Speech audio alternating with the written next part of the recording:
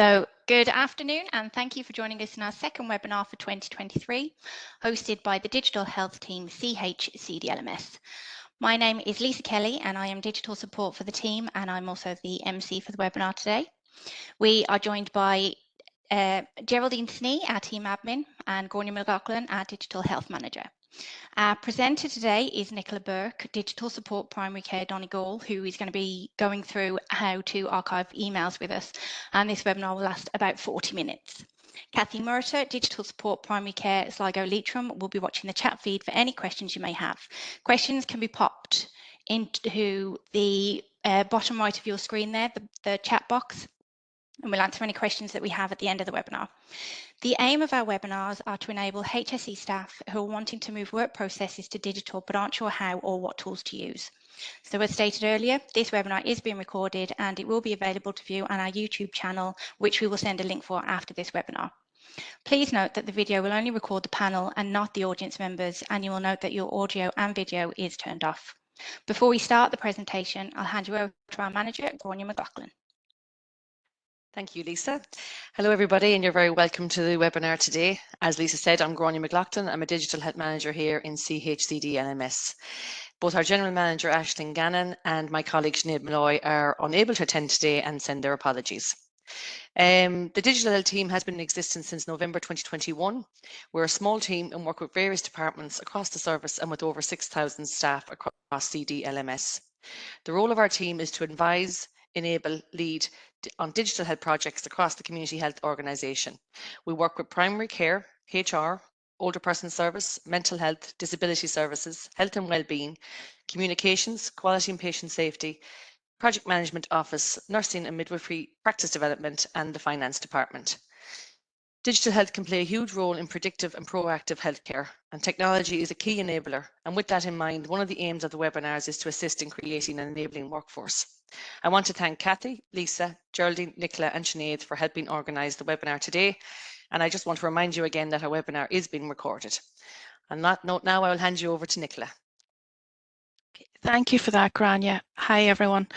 My name is Nicola Burke and my role is digital health support for primary care within Donegal. First, I'd like to take some time just to thank you for attending this webinar today. This is the second webinar that we've scheduled in a series of webinars that will be held over the next 12 months. Today's session is aimed at sharing some hints and tips on another of the Microsoft Office applications that we use regularly, namely Outlook, but to look at the process of archiving. Now, just to draw to your attention before we start, there is an online catalogue which details how to categorise your emails, create folders, but also how to set up archiving. And a link to this catalogue will be sent out to you in the coming days. For any of you, if you have any questions, please pop them in the chat as we go along, and I'll endeavour to answer as many as I possibly can. For any that we don't get through today, then I will follow up with you afterwards. Now, just to start, one of the most frequent questions that I get asked is how can I free up space within my Outlook so that I can retain the emails that I want for future reference? And today we're going to look at exactly that process. Now, all of us rely on our emails, but over time they accumulate and Outlook begins to run slower. And initially you may not notice it, but eventually you'll come in one day and you'll start to get messages to clear out your mailbox. And most of us tend to put that in the back burner for a while, and eventually it will become a situation where mailbox is full, you'll get that notification and you're unable to send or receive emails. The process of email archiving will help you avoid that scenario and will allow you to keep a record of everything that you've sent and received. It will ensure that you have a copy of the messages and any documents that are attached for when you need them. It will help you manage your mailbox size so that they're not automatically deleted at 12 months. Some of you may not know that your Outlook has a default mechanism within it that once your emails reach 12 months, they are auto-deleted. And another important reason is that it helps the productivity of your mailbox. If you are continuing to operate your mailbox with limited space, it will begin to slow things down over time. And for example, it may take longer to search for an email using the Outlook search bar, particularly if it is an email chain. So it's important to remember before you set up archiving that good housekeeping in Outlook can really benefit you. So it's important to note, and at this point I'm now going to go into my Outlook and I'm going to start sharing.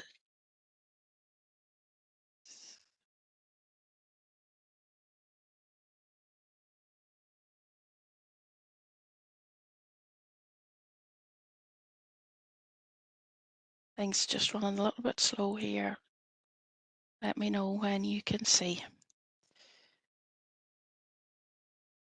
It's the good weather, Nicola, making it slow.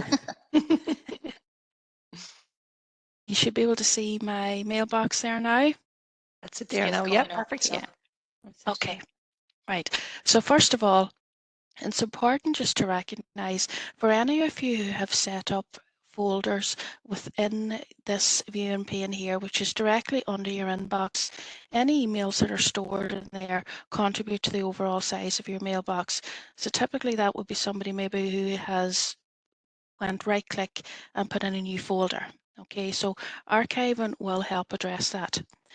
If you use this archive folder here, some of you will have this as a default on your Outlook, some of you may have deleted it.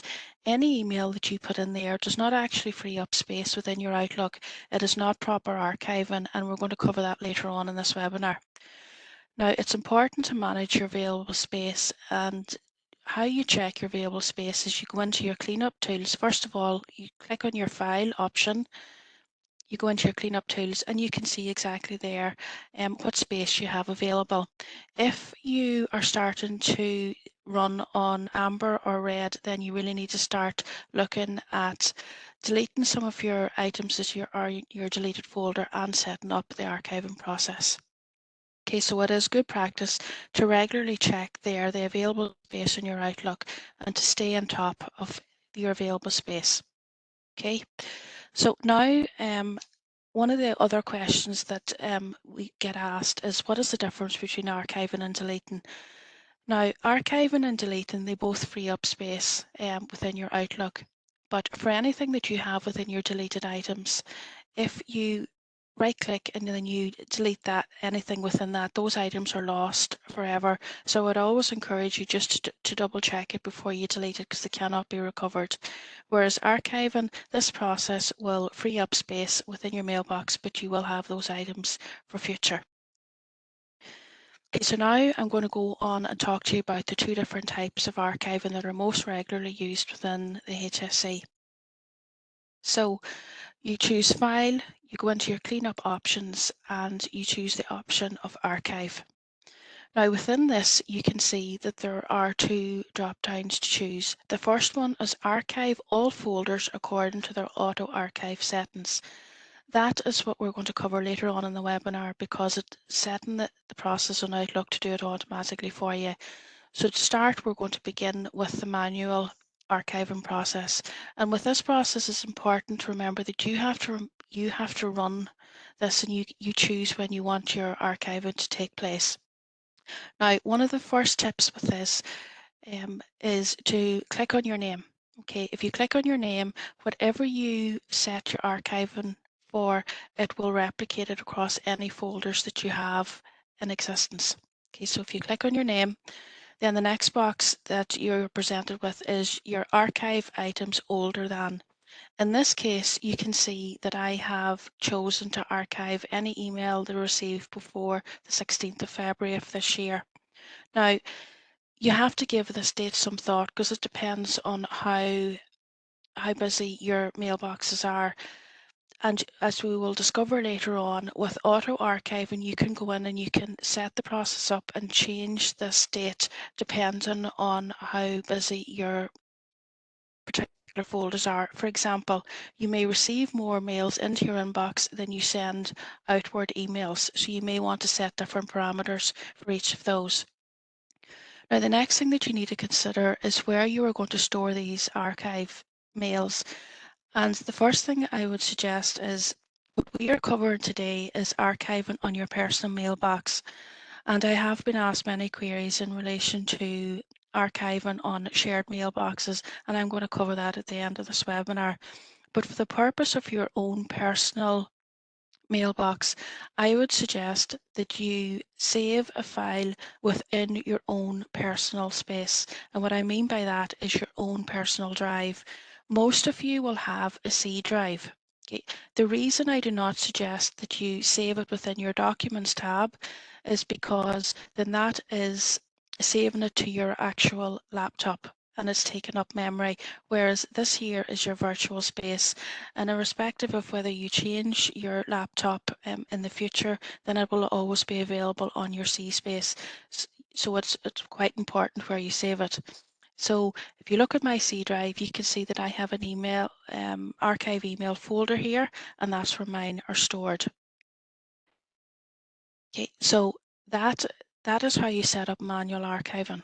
Okay, now it's important to remember if you are going to set that up, you are in control of when the archiving takes place. So in order to enact that process in the future, if you choose that as your option, you must click on your mailbox cleanup and then it will automatically run for you.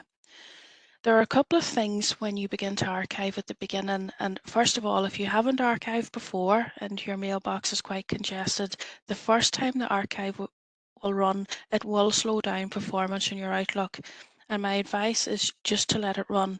But while it is running, don't attempt to send or receive emails, particularly any emails that may have an attachment. PDF attachments can add quite amount of size to your actual emails, so it will affect the performance and it could crash your Outlook. So just let the archive process run. Okay, so that is the first option. That is your manual archiving.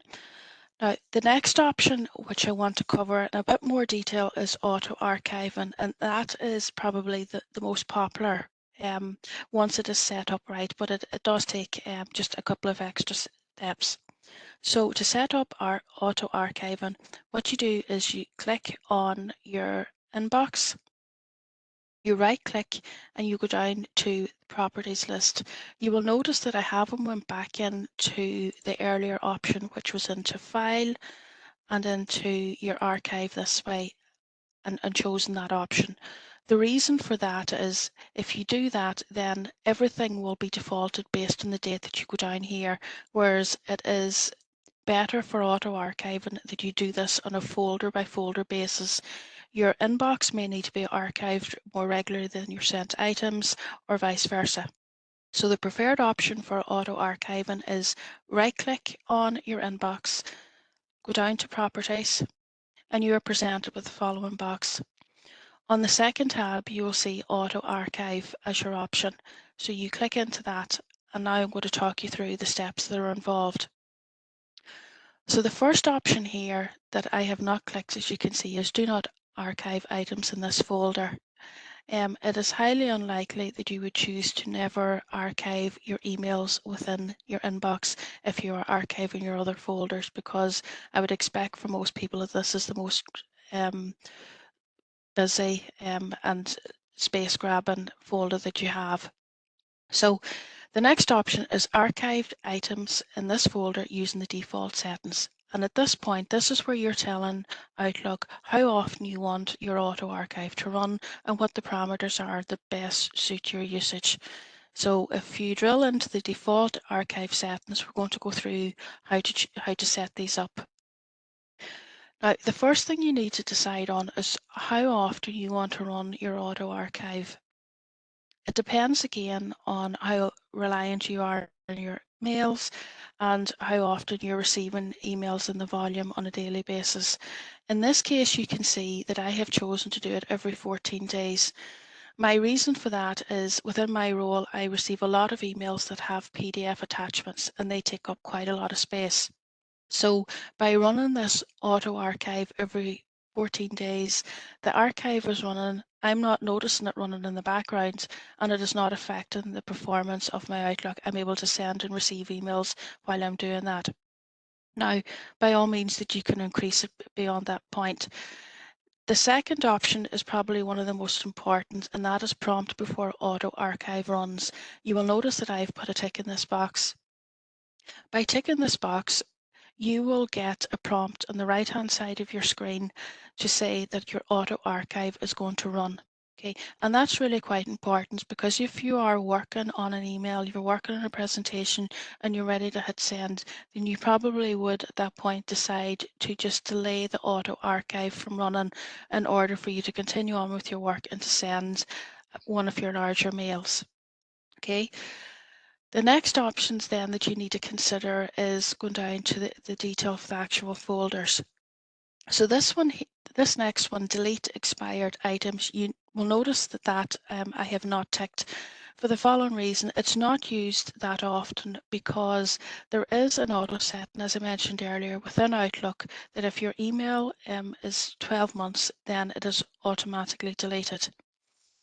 An expired item in Outlook is determined by the Outlook, by the program itself. So what that means is if you have email sitting in your inbox, or you have email sitting in your sent items, for example, if it's in your inbox, it would be deleted at 6 months. If it's sitting in your sent items, or your outbox and didn't send for any reason, it would be deleted in 2 months. So that is a really short time frame, and people tend not to let Outlook automatically delete. So that's why it's important to leave that unticked.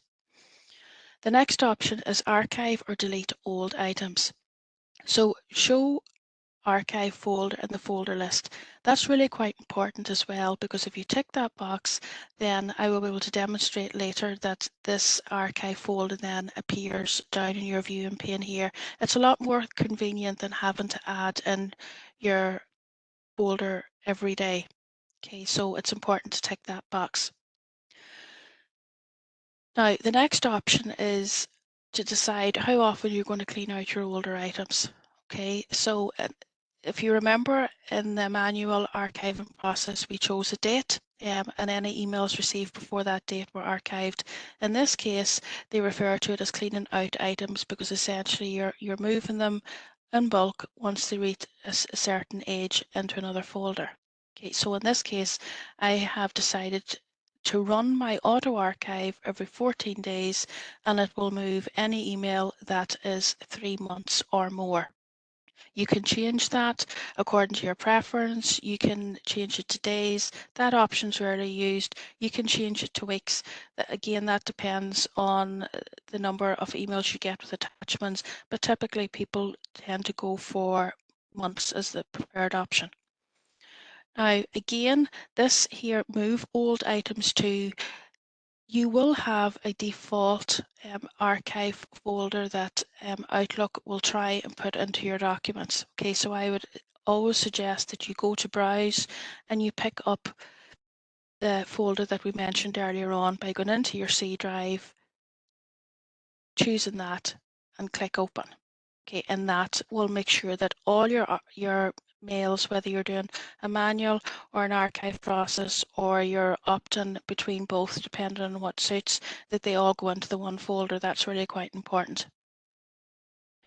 Now, this last option here, you can see that remains unticked. That's permanently delete old items. Okay, again, that remains unticked because it is very similar to your expired items, and it is determined by what parameters are in there for the age of the mail. So it's not ideal if you're needing to retain information for the future use. So I'm just going to click cancel on that because mine has been set up. Now, just a couple of things I want to draw to your attention. I mentioned earlier on that your archive folder should be viewable in your folder pane. The folder pane is this. So you can see here that this here is the archive folder that I mentioned. So people often wonder then, well, when the emails move into an archive folder, then how do I recover them? How do I search for an email? So if you want to search for an email that you've maybe received months ago, you don't have to know the entire title of the email. If you know the sender or maybe part of the title, then you will be able to find it. So if you go into your archive and you just put in a search, so in this case, I'm just going to put in a HSC land registration. Okay, and if you go into your current mailbox, you can see it searched and it comes up really quickly. And it'll return anything that is linked to that. search. Now, what's important to remember is if you have an email chain that's went maybe on for a number of months and some of it is within your archive folder and some of it's within your inbox, it will link those and you will be presented with the full chain. Okay, so it is really quite beneficial. So that is the two main types of archiving that we use within the HSE. We tend not to recommend this archive folder here.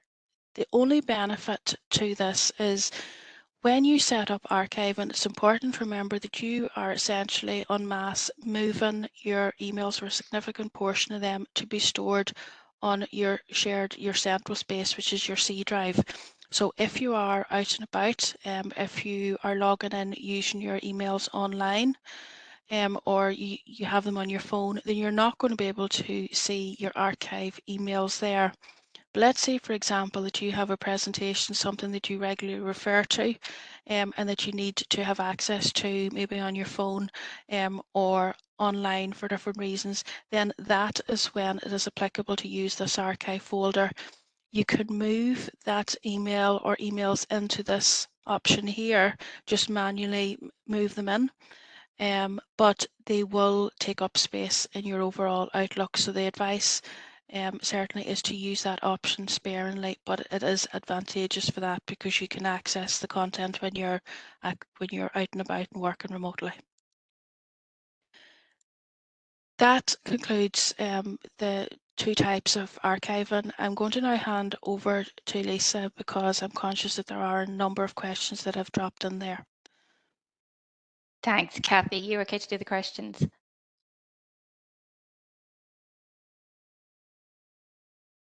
Sorry, I am, yeah. I just had a couple that came in by email. I'm just going to go through them here. You had mentioned earlier on, Nicola, just about archiving. How do you archive a generic mailbox? Okay. This is probably one of the most frequently asked questions on this topic.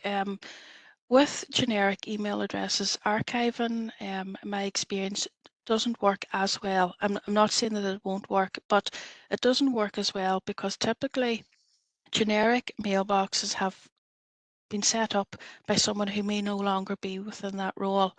So the ownership for that mailbox, as in the full permissions to add, amend, edit, archive, everything needs to have been transferred to one person. Now, where it poses a problem is if you have multiple people trying to archive from the one mailbox, then if you are archiving emails, then the archive will recognize the folders that the emails were in. So if I draw your attention to my screen here, you can see on my archive here that anything that's sitting within that folder, it was either categorized that it was once in my inbox, it was in my sent items, or was in my deleted items. So that's important to recognize. So once you do set up the process to archive, whichever folder the email originated in, that's how it will appear in your archive. So when you're looking at a shared mailbox where you have multiple users, then you won't always have the same visibility. Okay, and it's for that reason that it doesn't work ideally on a generic mailbox. It can work, but it needs to have just one person in charge of the archiving. Okay, so you're recommending not to, for the fact that people move roles and the like. Yeah. Okay. Yeah, it can be problematic because then you could have another user that's looking for an email chain that has been archived and they don't have the visibility of it. Because remember, you are saving your archive folder onto one person's shared space. Now, people have tried to share that on to maybe a shared drive that an entire team use. The problem with that is you need to have significant space in order to be able to archive that amount of emails, and typically those shared drives are really quite busy with folders and attachments, and therefore space and capacity can become an issue. Okay, perfect. Thanks for that. I have another one here. Hi, Kathy. Can the archiving process run from home via VPN, or do you have to be in the office connected to the network directly? Okay. Anytime you log on to VPN, you're essentially accessing the HSE network remotely, and you're doing so using a trusted portal. So you have full access to the HSE network. Therefore, if you are logging in to your emails, but not using the online version, using your desktop version and connected via VPN, yes, you can archive. Oh, thanks for that, Nicola. And I think we have one more. I think you may have answered this earlier on, but I'm just going to see. Oh, sorry. Yeah. So does the deleted items go to an archive folder, or are they deleted forever? So once you Okay. delete them, where do they go? Okay, so there are two options with this. When you move items here to your deleted items folder, remember if you choose auto archiving, then it's best practice to delete anything within your deleted items first, because you've decided at some point that you don't need those emails anymore. So then when you right click on your deleted items, then it will empty that folder and they're permanently deleted. When your auto archive runs, if there are items within your deleted items that you haven't removed, then they will automatically archive. Okay, So perfect. that's why it's important to regularly check your deleted items and also your junk emails. Okay, great. Thanks, Nicola. And do you get a notification before archiving is about to commence? Like, do you get an email notification, or how does it come? Yeah, you won't get an email notification, but you will get a little pop-up message on the right-hand side of the screen to say that auto archiving is about to begin. Obviously, in the case of the manual archiving, if you choose to go with the first second of the new one has instigated that. If you've set up auto archiving, you will get a little prompt. You do have the choice to defer it, but from memory, I think you can only defer it 3 times. So one thing to note as well, you can actually turn off your auto archive, and I'm just going to demonstrate that now. If you go into your properties, okay, you go into your auto archive here, you go back into your default settings. If you untick this box here, it will not automatically run. Okay, so maybe you have deferred it twice and you just don't want to do it over the next week or so, then if you untick that box and OK it, it will stop it running. Once you tick that box, Outlook will recognise that you have emails that do need to be archived and it'll prompt you again. Okay, that's great, Nicola. Thank you. So that's all for the questions. I think I'm going to hand it back to you. I think you have a couple of tips for us. Okay, yeah. I have a couple that I'd just like to share. The first one I think we've covered. Before you archive your mails, it's important to complete the manual cleanup steps. I think we've touched on that again at the questions, particularly your deleted items, so that really you're only archiving only what you need to keep. Okay. The next one is to consider the attachments that you have in emails. We are all reliant on our emails. We're even more reliant on PDF for documents. So you may wish to refer to, or prefer to store those in something which we call personal folders. Now, personal folders is really an add-on to archiving, and what we've decided to do at the end of this webinar is to create a video that will be sent out to you, a link for it in the next number of days, where you can set up a personal folder within your archiving. And really, if you think about it, it's that personal folder would appear here under your inbox. You can see I have one here called Health IRL, but that is not, if you remember earlier on, I showed you how you can set a folder here. That's not the same type of folder. This is a folder that's directly linked to my archive folder, and it doesn't take up memory or space in my Outlook. We do suggest that if you have PDF documents that you need to keep, that can be an option, particularly if you're involved in project management and that you would have quite a lot of PDFs relating to the same piece of work. The third tip is to look at possibly digital alternatives for sharing information. Now, for anyone who has completed their Health IRL migration, you have full access to Teams. For anyone who hasn't completed that yet, Avanti are not setting up new Microsoft Teams accounts until that migration piece has ended. But once you do have access to Microsoft Teams, then you can set up channels. You can have a number of people within a group. You can set permissions that people can share. It's a closed group, so only the people that are invited to that group can see what's stored in it. But more importantly, when you add any type of document to that, then it is stored in a cloud space and it's not taking up memory in your laptop.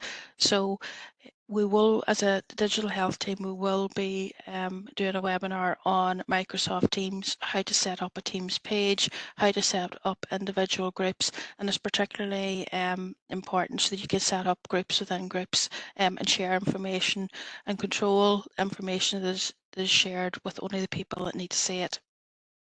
The fourth tip is around your auto archive and the importance of running this regularly, and to consider how often you wish to archive using this function. As I said at the beginning, if you archive too many items at the same time, it will slow down your computer's performance. Therefore, it is better to use it more frequently and to reduce the number of items that you're processing at any one time. And then probably the last one, which is the one that I've just touched on, which for me really is the most important, is the visibility of this archive folder. To remember to click that box to select show our auto archive folder in this folder list. That's really quite important, so you're able to see it here within the navigation pane. Okay, that's the hints and tips that I have. I'm going to hand over to you, Kathy. Is there any more questions before we finish? No, we're good with all the questions. Look, if anyone else has any more questions, you're welcome to email them into digitalhealth.cho1@hsc.ie. I can pop it in the chat feed as well. I'm going to pass it back to Lisa now. Thanks a million. Thank you, Nicola, for that presentation, and thanks, Kathy, for the work in the chat feed there. So we hope you enjoyed this webinar, and we hope that you're able to take some learning from it. Our next webinar, as Nicola said, is on MS Teams, and it's going to be on the 13th of July. Now, as stated in the registration poster there, that we recommend that you complete the eHealth Islands MS training before you join the webinar, and the link is there in the chat. Kathy put that at the beginning there, so you can take that link there. And that's it. So thank you so much, and we hope to see you at the next webinar. Thanks, everyone. Thanks, everybody. Thank you. Bye, everyone. Bye. Hi, everyone. Bye.